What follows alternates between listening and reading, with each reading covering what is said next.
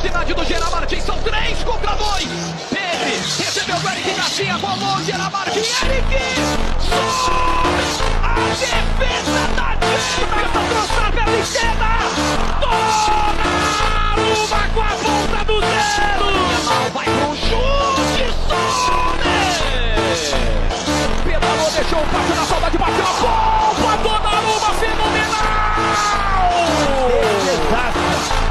Barcelona acelera, do Lewandowski pro Rafinha, do Rafinha pro Yamal, nas costas do Carlos Augusto, lá vem Yamal, passa a direita, tem desvio, só depois dela. A condição é legal, cruzamento para a área, Marquinhos tirou mal, Tillemans, Donnarumma em drible, se não é Gianluigi Donnarumma.